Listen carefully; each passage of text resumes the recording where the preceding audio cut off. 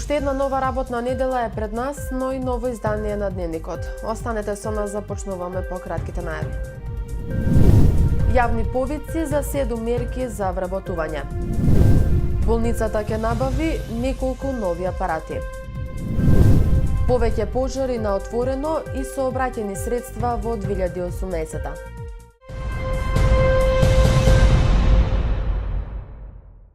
Во тек се јавни повици за 7 од низата активни мерки и програми од оперативниот план на владата за намалување на невработеноста.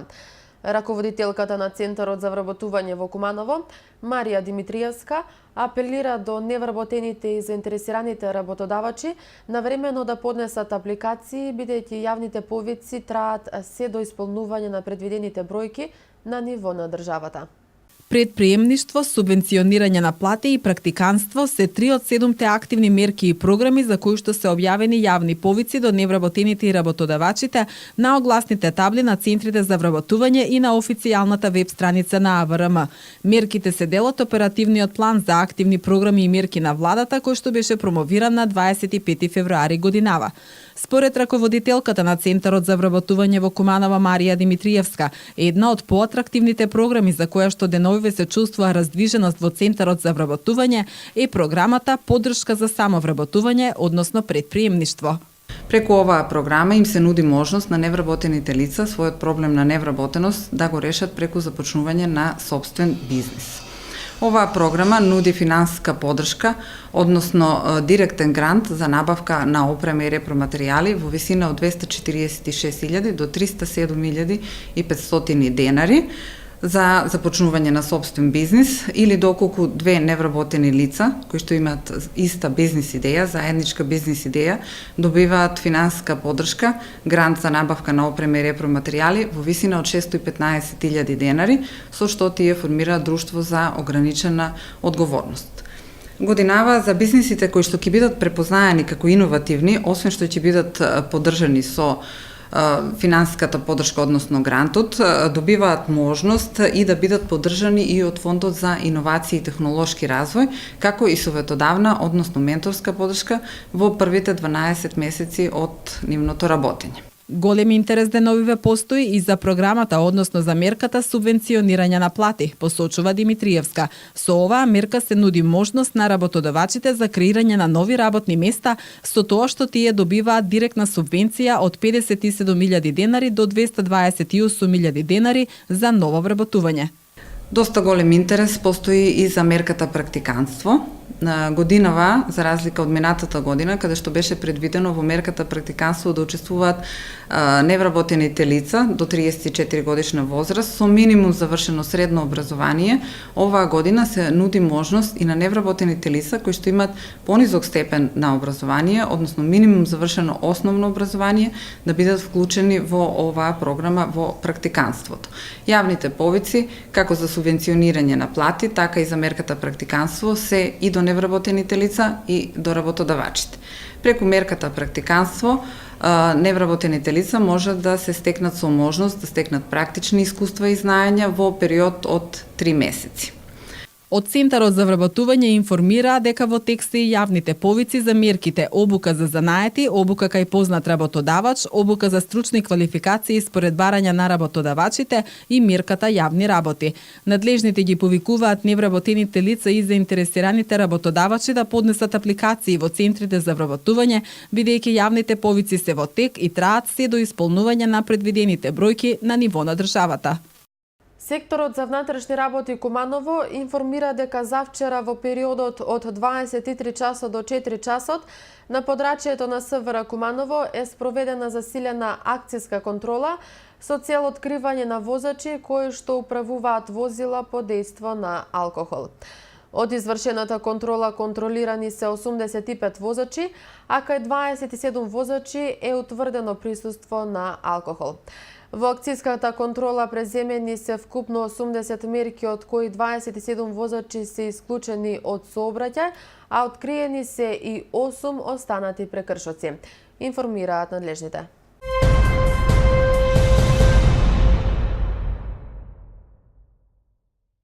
Во годишната програма за опремување на Кумановската болница планирана е набавка на повеќе ЕКГ апарати, холтери за следење на срцев ритам, стробоскоп, ларингоскоп и гастроскоп, бидејќи постојните се веќе расипани или истрошени.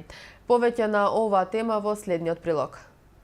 Апарати за повеќе оделенија ќе набави Кумановската општа болница. Како што истакнаа надлежните од здравствената установа, за набавка на апаратите ќе се одвојат 100.000 евра. Во тек е објава на јавна набавка, а со нив би требало да се подобри квалитетот за здравствените услуги, кои установата ги нуди за пациентите од Куманово и општините од североисточниот регион. Со сопствени средства, оваа година планиравме да набавиме нешто што е поскапо, што е, да речем, капитална инвестиција за една болница.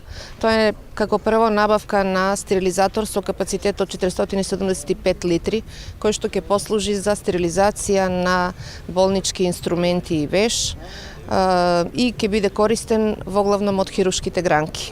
Секако и акушерскиот одел и другите одели кои што имаат потреба од стерилизација. Стерилизаторот кој што планираат да го набават, велат од болницата, е со голем капацитет и во него ќе може да се стерилизираат пластичните делови од инструментите. Постојниот што го имаме на хирургија и другите што ги имаме по останатите одели се толку многу стари што веќе не постои ни сервис за истите. Импровизираме, поправаме, меѓутоа сметам дека ако работиме по сите стандарди, не смееме да си дозволиме вакви импровизации. Дополнително годинава е предвидено да се изврши и набавка на ЕКГ апарат, холтер, ларингоскоп за оделението за уво, грло и нос. Набавка на гастроскоп, бидејќи оној што го имавме е расипан на сервисе, но сметам дека со 2 гастроскопа ќе можеме да правиме повеќе вакви прегледи, за кои што порано пациентите беа упатувани во Скопје, сега имаме и приватен доктор кој што ги врши. Таа дополни дека веќе е едуциран лекар за овие прегледи. Болницата планирала и набавка на апарати за гинеколошко-акушерското оделение, но информираа дека веќе добиле најава за донација од проект Hope за апарати и ЦТГ апарати. Во болницата наскоро треба да започне со работа и новиот ургентен центар, со што ќе се подигне квалитетот на услугите за пациентите.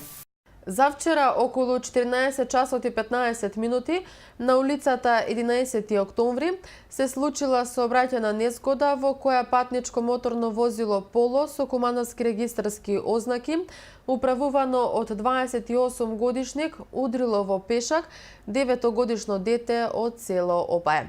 Информира МВР.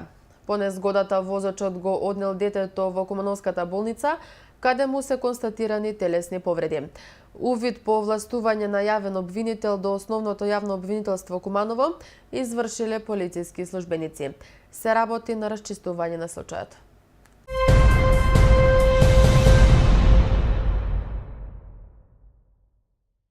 Извештајот на територијалната противпожарна единица Куманово покажува зголемен број на пожари на отворено и пожари на сообраќајни средства. Ова беше посочено на последната седница на Советот на Општина Куманово. Бројот на пожари на отворено и пожари на сообраќајни средства во текот на 2018 година бележи зголемување во однос на 2017. Покажува годишниот извештај на територијалната противпожарна единица Куманово, кој беше презентиран на Советот на Општина Куманово. Советникот од ГРОМ Зоран Петрушевски праша на што се должи зголемениот број на ваквите пожари, но и дали се размислува за ангажман на лицата кои имаат времен договор за работа. Другите видови на пожари се тука негде вообичаено, како и минатите години, па ме интересира вака на што се должи, имаат ли некое сознание, некоја анализа за што се работи, зошто такви пожари, едноставно има повеќе, посебно ова кај сообраќајните средства, навистина интересна е работата. И нешто друго, кога станува збор, кога ни кажуваат колку вработени, таму има 49 и така натаму, па велат 25 се во редове работен, однос 24 се на договор. Многу ми е ова голема цифра по договор. Дали правите напори, што е проблемот? Не е исто да си пожарникар, секоја работа е важна, али ова посебно да си пожарникар, а немаш редовен статус. Многу така ми се чини лоша состојба. Командирот на единицата Дејан Илиевски одговори дека пожарите на отворено се резултат на сушен есенски период. Тоа се должи најмногу на временските услови кои беа во месеците септември, октомври и дел од ноември. Тогаш бележевме енормно зголемен број на пожари на отворен простор. Бидејќи беше релативно сушен период и имаше, морам малку така да кажам, доближете го микрофонот да ве слушнеме добро. Имаше масовно палење буквално од страна на несовесни граѓани. И поради тоа се должи изголемениот број од околу 50 на интервенции во однос на 2017 година. Додека во однос на сообраќајните средства, пожари на сообраќајни средства, навистина не би можел да кажам која е причината за зголемениот број. Дали е тоа зголемениот увоз на возила кои се и колку технички исправни. Навистина не би знаел, меѓутоа бележиме зголемување и во тој дел. На прашањето за решавање на статусот на лицата кои се ангажирани со договор, истакна дека го дели истиот став со советникот, но дека тоа е надвор од неговиот домен. Апсолутно се согласувам дека треба, бидејќи има луѓе кои работат веќе 8 па и 9 години по договор за временно вработување. Сега кои ќе бидат условите за тоа, навистина не би знаел да ви одговори. Во изминатиот период, територијалната противпожарна единица по неколку децении доби нова заштитна опрема. Инаку на седницата, советниците ја изгласаа и програмата за работа на територијалната противпожарна единица Куманово за 2019 година. Територијалната противпожарна единица Куманово во текот на изминатите 24 часа бележи 2 интервенции. Информираат од регионалниот центар за управување со кризи. Тројца пожарникари со едно противпожарно возило гаснеле сува трева во село Табановце во период од 13 часот и 10 минути до 13 часот и 55 минути. Нешто подоцна четворица пожарникари со едно возило интервенирале и во село Речица.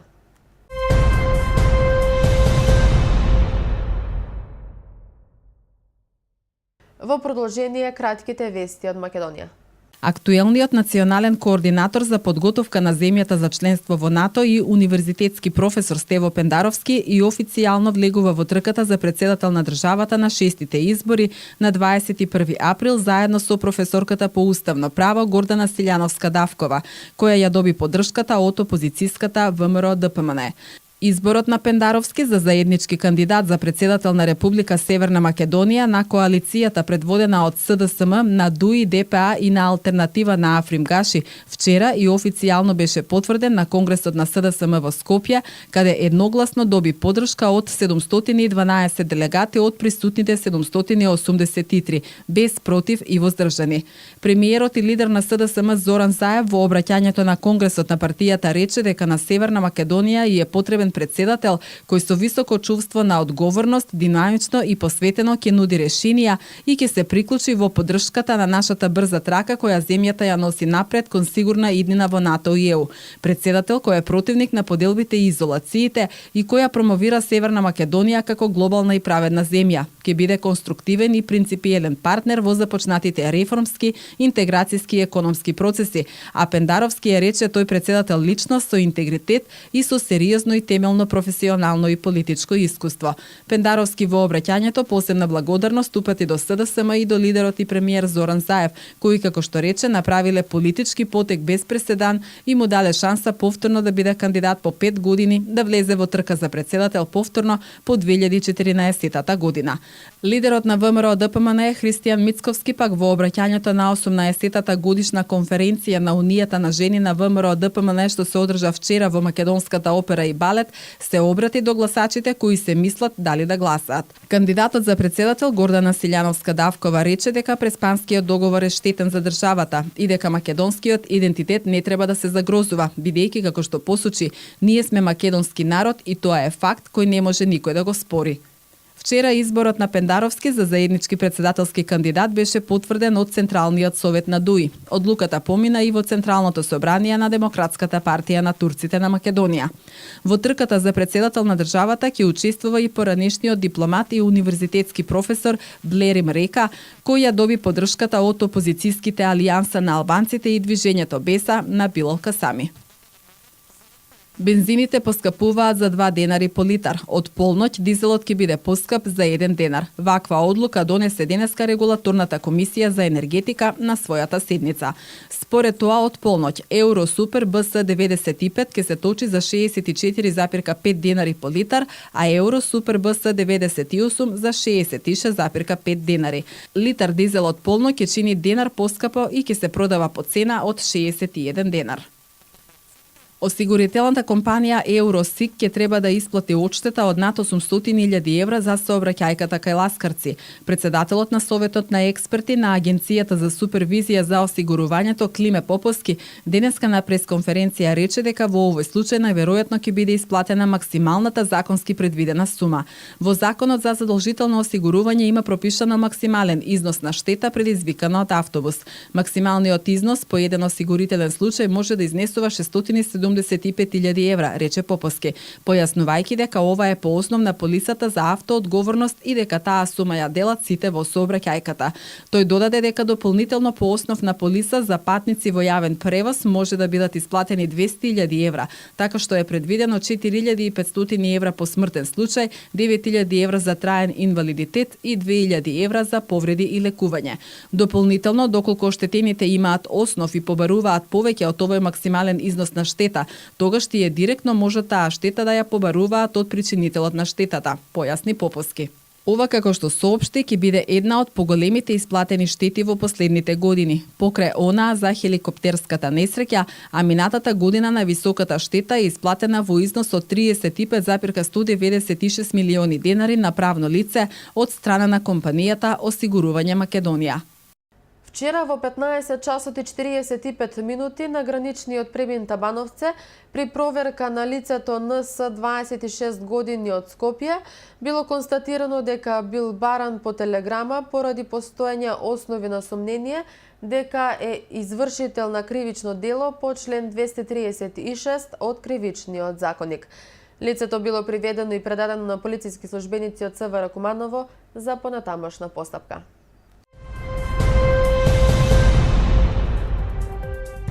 Времето денеска во Куманово беше сончево, а дуваше југоисточен ветер. Максималната температура се искачи до 15 степени, а минималната беше 0. За утре метеоролозите најавуваат облачно време, а ќе дува северен ветер. Дневната температура ќе достигне до 16 степени, а утринската ќе биде до 3. И со информацијата за времето го завршуваме и вечерашниот дневник. Ви посакувам убав остаток од денот и се гледаме повторно утре во исто време. Довидување.